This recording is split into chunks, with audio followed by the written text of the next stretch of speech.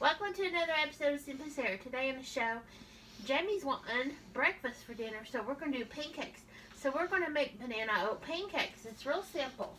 Now, don't worry about the amounts. I'm going in the recipe. I'm going to put it down under the description of the video. We've got cinnamon, vanilla extract, oats, eggs, bananas, and baking powder. And I said salt, I think, too. And then we're going to put this in some liquid milk or some almond milk or something. And then you just put it on a blender and we're going to blend this all up.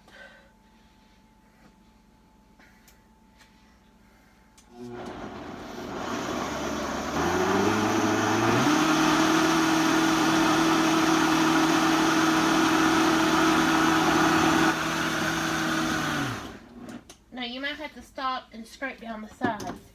There's no flour in this. We're using our oats as their flour, and they're ground up and they made a flour in there. So let me kind of scrape some of these oats that was stuck on the side down in there. And then we're going to give it another whirl. It's real easy. But you could totally use flour, or just take you some pancake mix that's already mixed, you know. Put it in there with your eggs, follow the back package, and put a little bit of oats and bananas in it. It's real simple.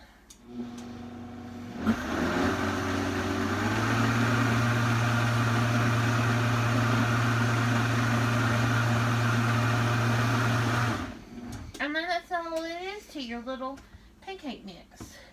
And now we're going to come over to our skillet. And I want a little bit more of the oat chunks in there. So I'm going to actually get back in my pantry and get some more oats out. It's totally optional what you want to do. I gotta move stuff together.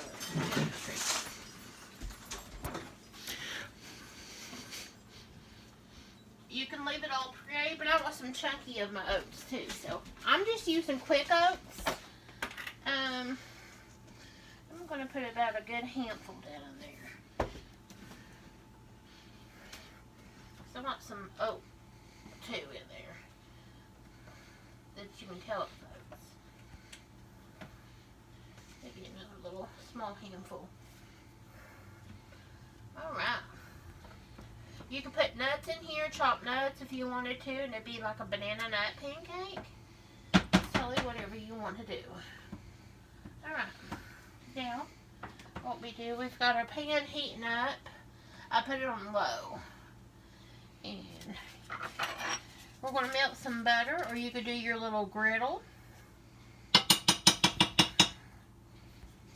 A little pat of butter.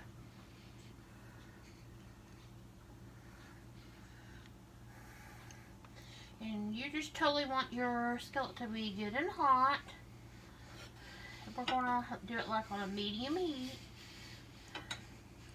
When your butter pad melts, it's not even it's probably a half a tablespoon or even less. Then, and it starts, your little bubbles start coming up in your butter, then you know it's good to put your butter in. And I want to, you can pour it in, but I like to take a scoop. I think it just gives me a more handle of it. So we're going to put a little pancake here, a little pancake here. I need a little bit more on that one. Depends on how big you want to make your pancakes. Just a little bit more on that. And how big you make them is how long they're going to cook too. Longer they're going to cook.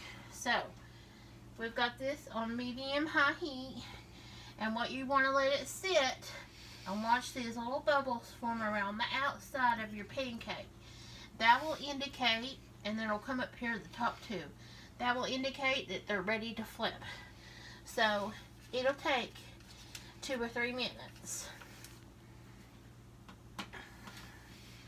And then what we're going to do is flip them and get the other side all golden brown and done. And continue doing that until we got all of our pancake batter up. This is a real good recipe. I always make extra when I do pancakes because we eat what we want, and then I put the rest in the freezer container and put it in the freezer and just pull them out and put them in the toaster oven or whatever to warm them up for a quick breakfast.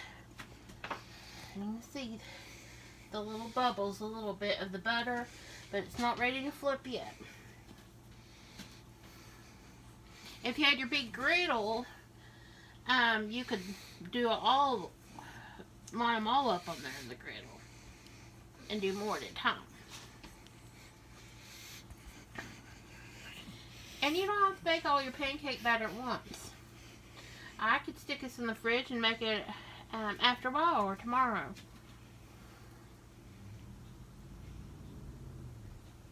Now, I didn't put no sugar in my pancake mix because we're going to put maple syrup over the top or whatever topping you want to use on your pancake.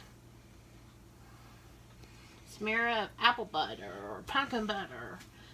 Some people like to sauce up extra bananas and put on top and put a drizzle of some chocolate syrup or caramel syrup or whatever you want. You could sprinkle a little bit of powdered sugar over the top. It's just real simple. They're almost getting ready to flip. I'm just making sure that all my edges are good.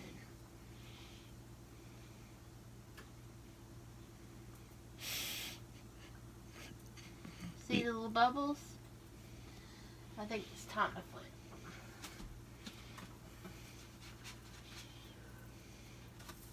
See? You let them sit how brown you want them to be. I could have let that sit for another minute to get it more golden brown on this side.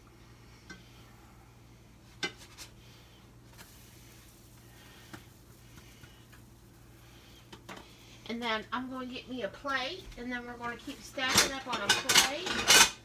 And I like to keep my oven on warm, and then I just stick my plate in there, and then pull out my plate and keep adding to my tower until I get them all done.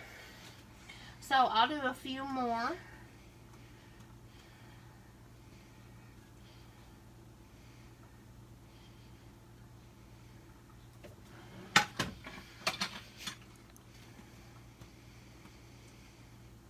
Try not to smash your pancake down. I don't know why I just did that. Because it takes the fluffiness out of them. You're just wanting to get your other side golden brown. And you're cooking your batter till it's no longer raw. You're cooking your eggs and everything. And I used extra ripe bananas because the more like black speckled they get on the skin and black, the more sweetness it's ripening them, and it makes them extra yummy. So don't throw away your bananas when they're ripe like that. You can make banana pancakes, banana bread, banana cake, whatever you want to. You can also take your bananas, and I portion them out in freezer little bags. So say I will portion 3 or 4 for banana bread and write banana bread on my little quart freezer bag. Push out the air.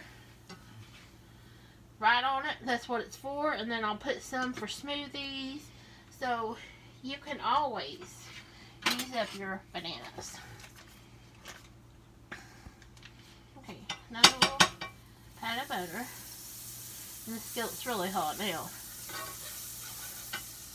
I turned it down just a little bit now.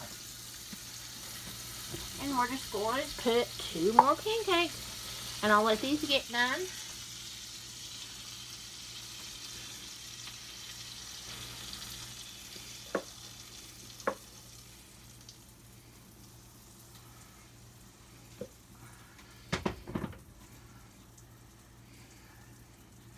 So we're going to have it with Morningstar sausage patties and little scrambled eggs tonight for dinner. So that's what we're having is breakfast for dinner. We always love sometimes breakfast for dinner. It's not just for breakfast or brunch. You can also have it for lunch and dinner. So I'll see you in the next video. Bye everybody.